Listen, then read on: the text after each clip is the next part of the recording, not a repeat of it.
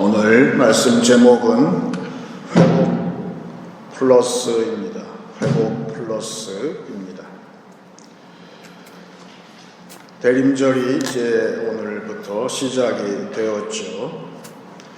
이 한 달간은 빛의 계절이라 그렇게 이야기할 수가 있을 정도로 크리스마스 트리가 교회도 있고 온 세상에 있고 또 점등이 되어서 환하게 밝히고 있습니다. 크리스마스 트리에 등을 달게 된 것은 한 140년 전에 에디슨의 제자였던 분이 시작을 했다고 그래요. 그때는 등을 하나하나 등을 다 선을 이어가지고 길게 해서 나무에다가 소나무에다가 이렇게 불러매므로 사람들이 너무 신기해서 쳐다보게 돼서 그것이 오늘날에는 그때는 등이 두 종류밖에 없었지만 지금은 뭐 색색까지 종류도 여러 가지고 그래서 북미의 통계에 의하면은 12월 한 달간 이 크리스마스 등을 점등하는데 가정용 전력량의 6%가 소비가 된다고 할 정도로 지금 빛의 세계가 되어가고 있습니다. 성경은 하나님을 빛이라 하셨습니다. 그래서 우리 마음에 빛이 있는 것은 하나님의 빛이 우리에게 점등되어서 그렇다고 성경은 이야기하면서 그것을 막는 것은 마치 전선이 끊어지듯이 연결이 끊어질 때 하나님하고 연결이 끊어질 때 그때 문제가 발생하는데 끊어지게 만드는 것은 당연히 죄죠. 죄가 하나님과 인간 사이를 나 사이를 단절을 시켰는데 예수님께서 오셔서 그것을 연결시켜 주셨어요.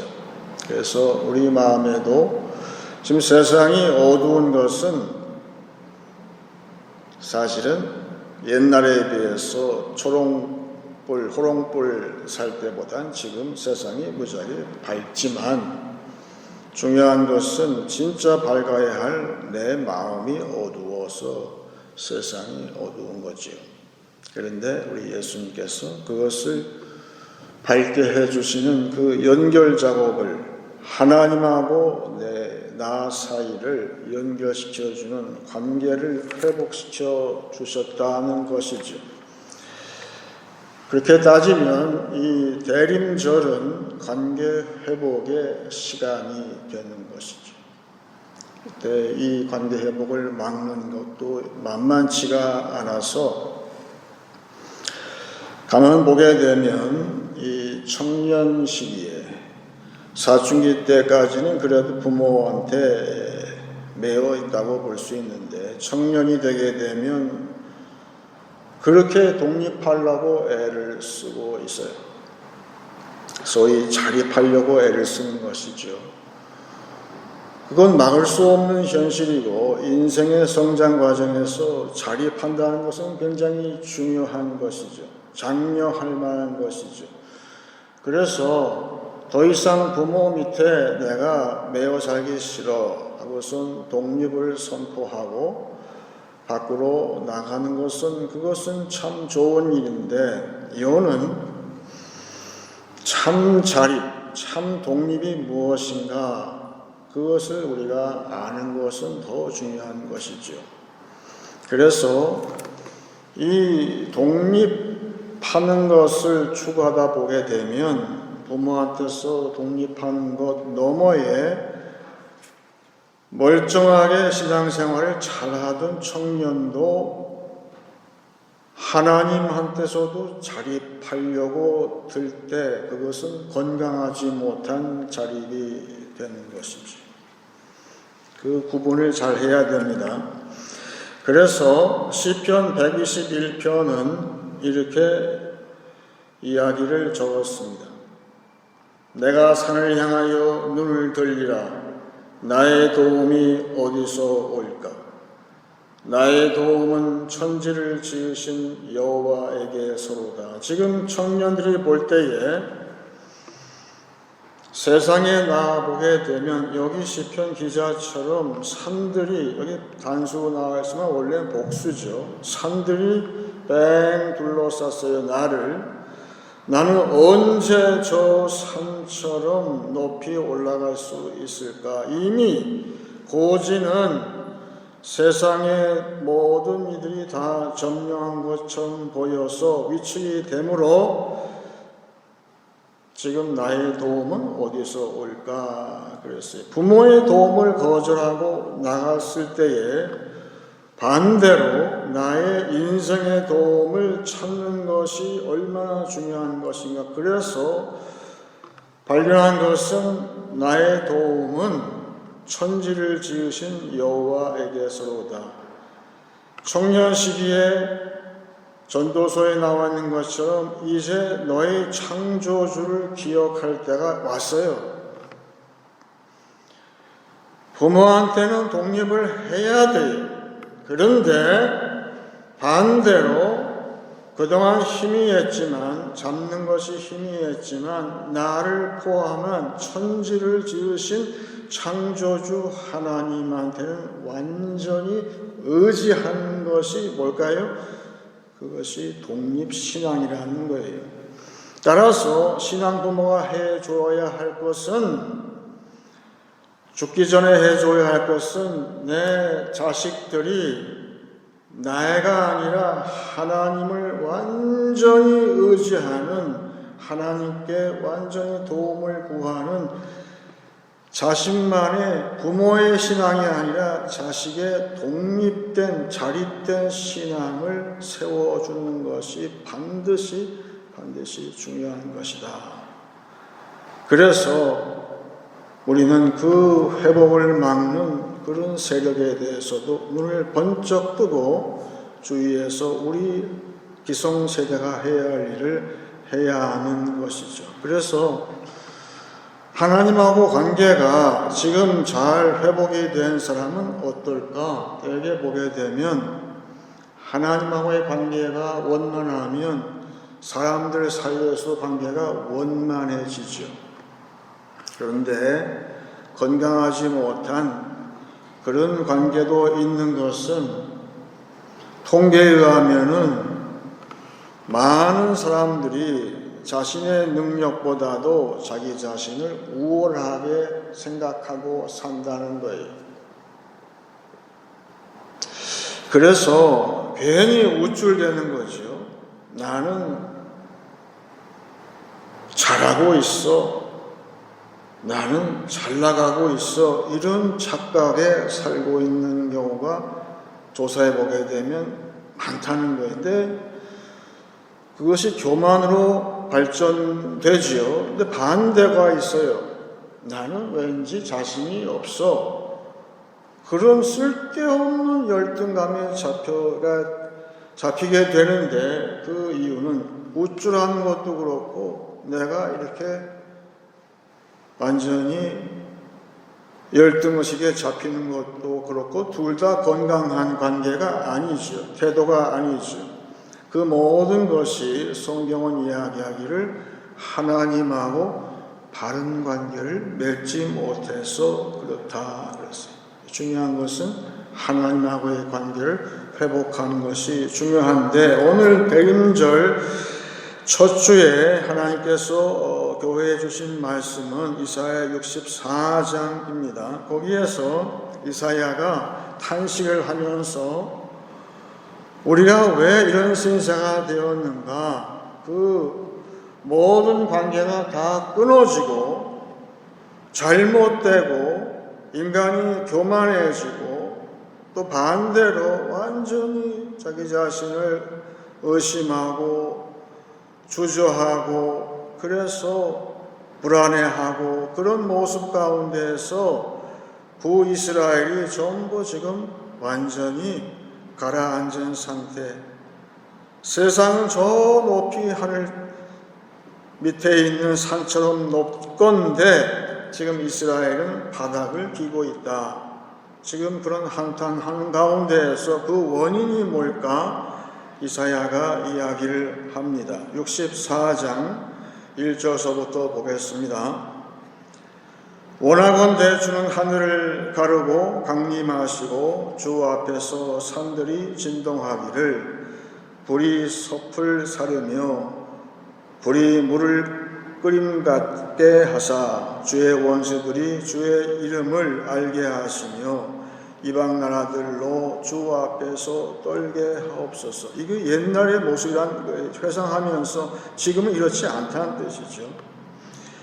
주께서 강림하사 우리가 생각하지 못한 두려운 일을 행하시던 그때에 산들이 주 앞에서 진동하여 싸우니 주 외에는 자기를 앙망하는 자를 위하여 이런 일을 행한 신을 옛부터 들은 자도 없고 귀로 들은 자도 없고 눈으로 본 자도 없었나이다. 5절에 주께서 기쁘게 공의를 행하는 자와 주의 길에서 주를 기억하는 자를 선대하시거늘 우리가 범죄함으로 주께서 진노하셨사오며 이 현상이 이미 오래되어 싸우니 우리가 어찌 구원을 얻을 수 있으리까? 지금 한탄하는 거죠, 이사야가. 그런데 6절에 무릇 우리는 다 부정한 자 같아서 우리의 의는 다 더러운 옷 같으며 우리는 다 잎사귀 같이 시들므로 우리의 죄악이 바람같이 우리를 몰아가나이다. 주의 이름을 부르는 자가 없으며 스스로 분발하여 주를 붙잡는 자가 없사오니 이는 주께서 우리에게 얼굴을 숨기시며 우리의 죄악으로 말미암아 우리가 소멸되게 하셨음이니이다. 이사야가 관찰을 해보니까 결국은 문제는 뭐냐 하면 하나님하고의 바른 관계가 지금 다 끊어져 버렸다, 그 이야기.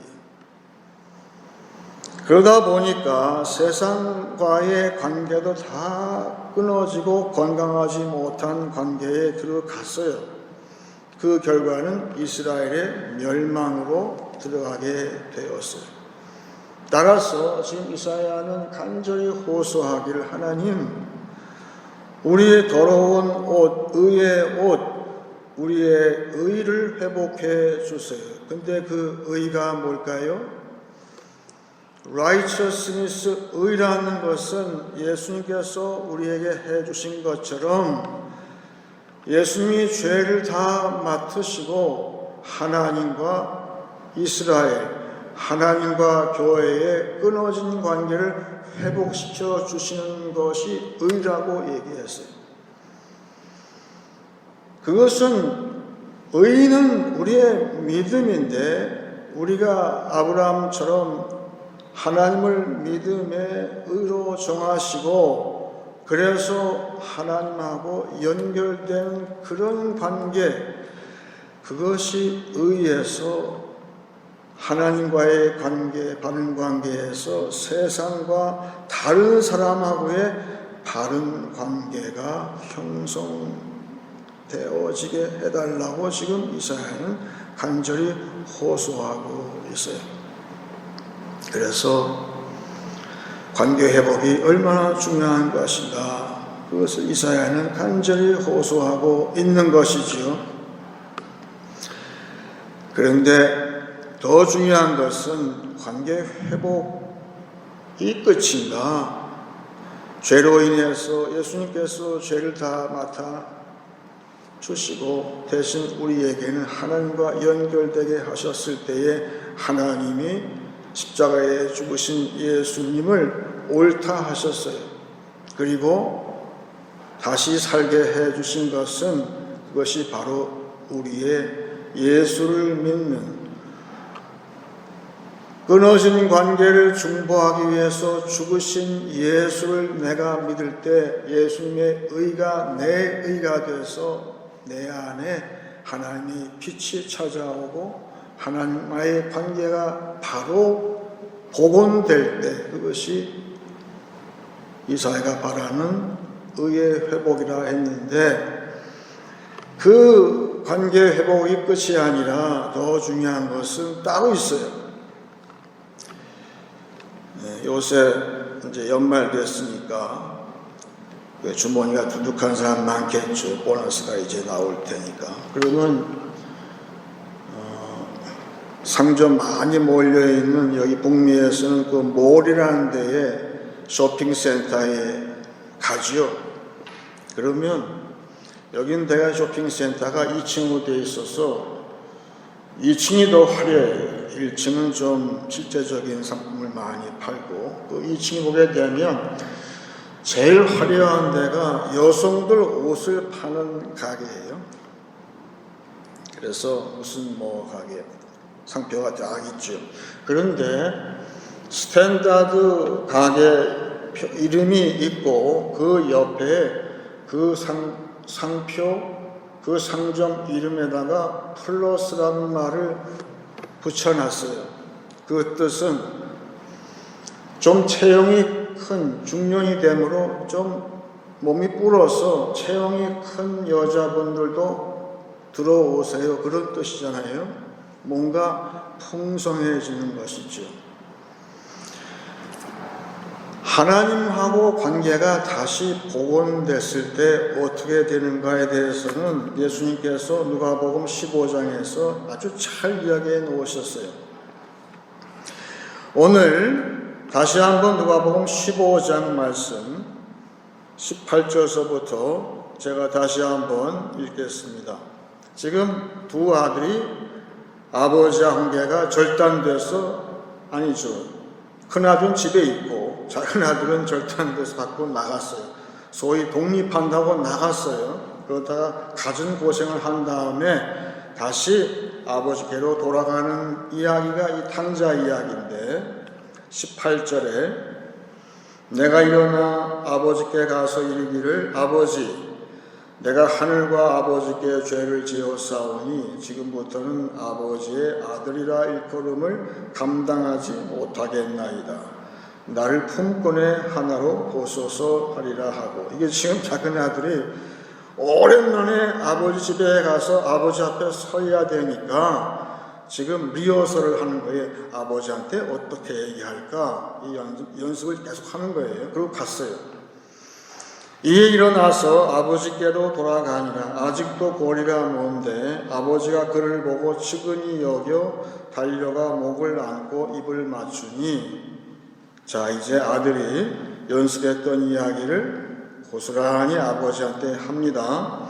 아들이 이르되 아버지 내가 하늘과 아버지께 죄를 지었사오니 지금부터는 아버지의 아들이라 일컬음을 감당하지 못하겠나이다 하나 아버지는 종들에게 이르되 제일 좋은 옷을 내어다가 입히고 손에 가락지를 끼우고 발에 신을 신기라. 그리고 살진 송아지를 끌어다가 잡으라. 우리가 먹고 즐기자. 거기까지죠. 지금 여기에 교회가 나와 있는데 교회가 어딜까요? 예수님께서 이 땅에 오셔서 하나님하고 우리 사이를 연결시켜준 그 장소가 여기서는 어디입니까? 아버지가 달려나가고 저기서 탕자가 걸어오다가 도중에 만난 마을 어귀의 어딘가가 바로 교회란 뜻이에요. 교회는 예수님의 의를 전파하는 곳이고 그 의를 받는 것이 교회예요. 믿음으로 받을 때에 이렇게 되는 거예요. 그런데 여러분, 이 아들이 연습한 것 가운데에서 하나가 빠졌죠. 맨 마지막에 아버지 나를 그냥 품꾼의 하나로 써주세요라는 말이 아버지께 못했어요.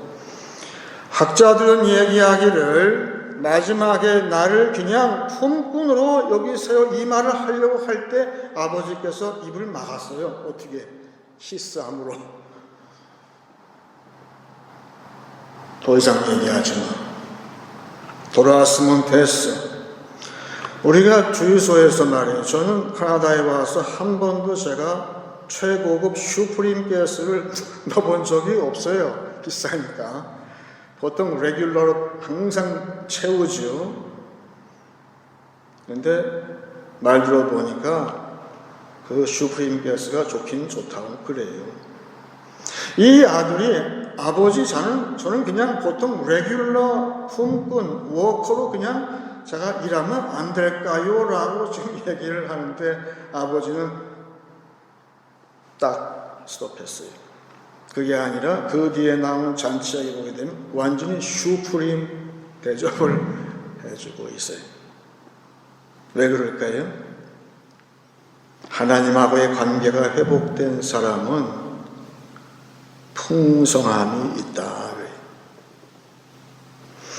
근데 또 한 가지 문제는 이 작은 아들이 돌아오니까 심수이 난 큰아들이 문제가 됐어요. 그래서 저럴 수가 있나? 어떻게 저런 놈을 다 맞이해 주실까? 그 다음부터 문제가 되니까 28절 보게 되면 이런 말이 나옵니다. 그가 노아의 큰아들이에요. 노아여 들어가고자 하지 아니하거늘 아버지가 나와서 보는데 여기도 교회예요.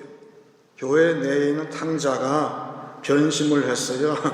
교회에서 멀어지기 시작하는 거예요. 그럴 때 아버지가 나가서 큰아들을 만나는 그 장소가 교회라는 거예요.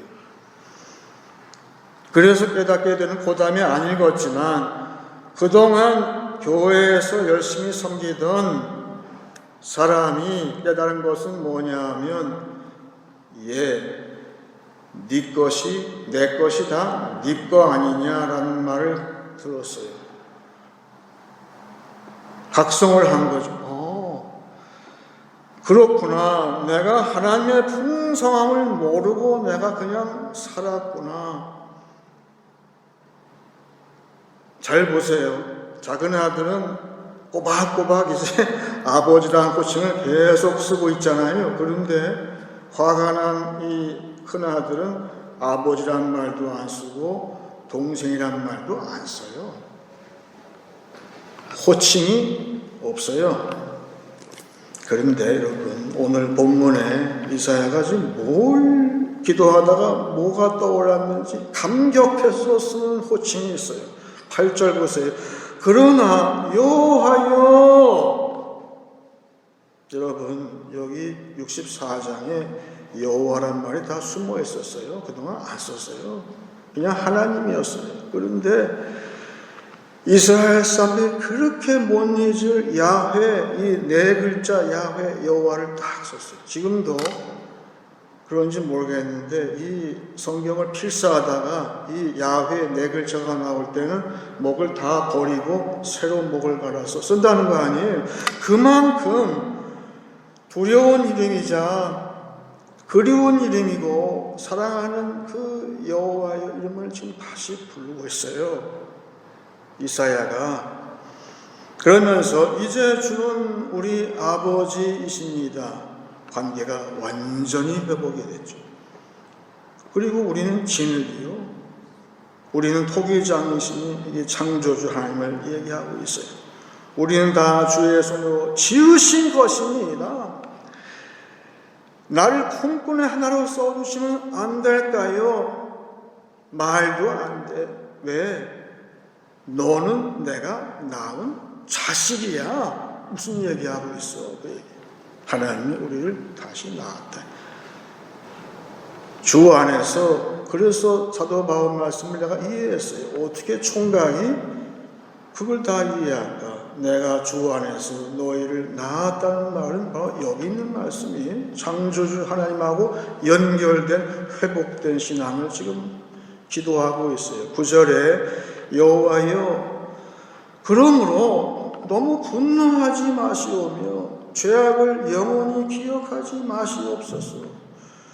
후하오니 보시옵소서. 보시옵소서. 우리는 다 주의 백성입니다. 그렇죠?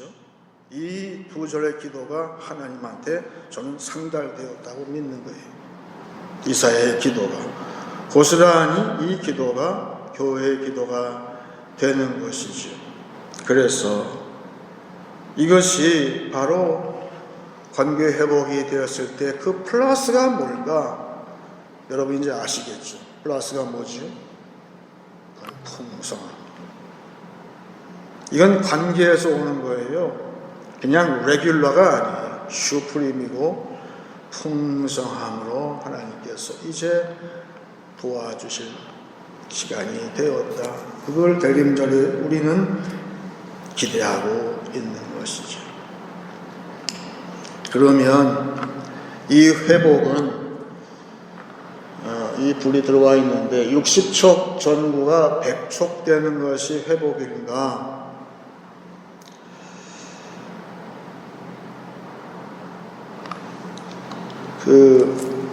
한국에 있을 때 희한하게 추운 겨울만 되게 되면 불이 잘 나더라고요. 꼭 불이 나요. 그래서 불이 나서 집을 다 태워 먹고서 참 망연자실할 그런 것을 볼 때가 많이 있었는데, 여기 북미에 오니까 그런 불은 별로 아닌데 반대로 이 산불이 나가지고 큰 면적이 다 타는 거예요. 그러면 거기 살던 주민들이 대피를 했지만 그동안 몇십 년 살던 그 집들이 완전히 폐허가 되는 거예요. 잿더미가 되는 것을 TV에서 그걸 보여줘요. 그 울고 서 있는 그 노부부의 모습을 보여주고 있어요.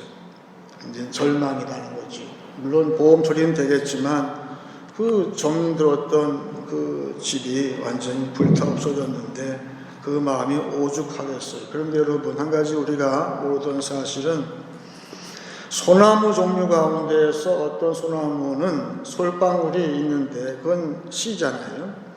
솔방울이 너무 단단해 가지고 땅에 떨어졌을 때 동물들이 웬만해서는 그 솔방울을 빼어 먹을 수가 없다는 거예요. 도저히 단단해서 망치로 쳐야만 빼릴 정도죠. 다 파괴되는 거니까 소용이 없는 건데, 그 솔방울이 언제 그 씨앗이 벌어지는가 봤더니만 산불이 나서 모든 것이 잿더미가 되고 다 쓰러졌을 때에, 그때에 이 땅이 열기로 가득할 때, 그때에 이 솔방울이 벌어진대요. 그 씨앗이. 그래서 벌어진 씨앗이 그 잿더미의 영양분을 힘입어서 그 다음에 봄에 싹이 난다는 거예요. 그래서 몇 년 뒤에 아무것도 없이 다 죽었는데 그 산이 완전히 복원되는 그런 기적을 체험을 한다는 거예요. 하나님의 회복이 무엇일까요? 언제 회복시켜 줄까요? 그냥 잘 나가던 관계, 조금 더 나아지는 관계가 아니라 완전히 교회가 죽을 때, 완전히 절망이라 하고, 완전 이건 난 절망이야 라고서 다 포기하고 있을 때 하나님은 회복의 씨앗을 거기에 남겨두신다는 거예요. 그 씨앗이 누굴까요? 그게 저와 여러분이 믿음의 씨앗이 부어진다는 것입니다. 그래서 오늘 말씀에도 11절 보세요. 우리 조상들이 주를 찬송하던 우리의 거룩하고 아름다운 성전이 불에 탔으며 우리가 즐거워하던 곳이 다 황폐하였나이다. 이 기도하면서 이사야는 보고 있는 거예요. 이럴지라도 하나님은 이 잿더미 가운데, 절망 가운데에 이 회복의 씨앗이 이제 발아하게 되므로 이제 예전의 영광, 풍성함을 회복할 그날이 곧 온다는 사실을 예언을 했지요. 그 예언은 우리한테 성취가 되는. 그래서 대림절은 바로 절망에서 회복으로 넘어가는 이 입구에 우리가 와 있는 것이죠. 이제 말씀을 정리하겠습니다. 1년 중에 대림절은 관계 회복의 시간입니다. 하나님과 회복된 관계는 창조주 하나님으로부터의 도와주심을 더욱 의지하게 됩니다. 죄를 대신 지심으로 예수님은 나와 하나님을 연결하는 의가 되어 주셨습니다. 회복된 관계 너머에는 합력성의 풍성함이 더해질 것입니다. 이 말씀이 회복의 씨앗이 되어서 절망 대신에 풍성한 소망을 품고 사시는 한 주간 되시길 축원합니다. 이제 찬송 104장 하겠습니다.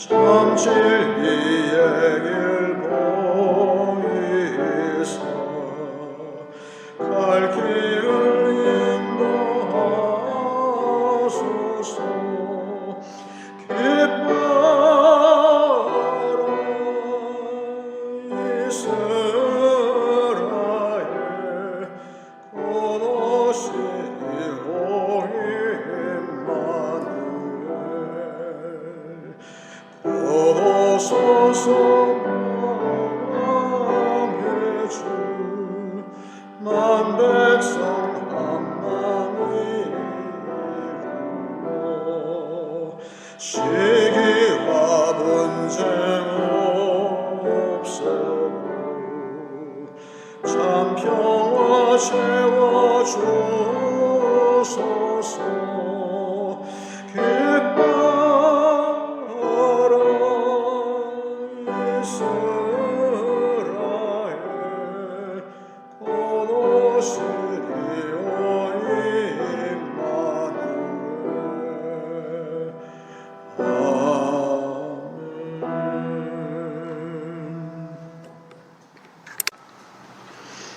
이제 기도할 때 오늘 말씀 본문 가운데서 다시 한번 읽고 같이 기도하기 원합니다. 무릇 우리는 다 부정한 자 같아서 우리의 의는 다 더러운 옷 같으며 우리는 다 잎사귀같이 시들므로 우리의 죄악이 바람같이 우리를 몰아가나이다. 주의 이름을 부르는 자가 없으며 스스로 분발하여 주를 붙잡는 자가 없사오니 이는 주께서 우리에게 얼굴을 숨기시며 우리의 죄악으로 말미암아 우리가 소멸되게 하셨음이니이다. 그러나 여호와여 이제 주는 우리 아버지이시니이다. 우리는 진흙이요 주는 토기장이시니 우리는 다 주의 손으로 지으신 것이니이다. 여호와여 너무 분노하지 마시오며 죄악을 영원히 기억하지 마시옵소서. 구하오니 보시옵소서. 보시옵소서. 우리는 다 주의 백성이니이다. 다 같이 기도하겠습니다.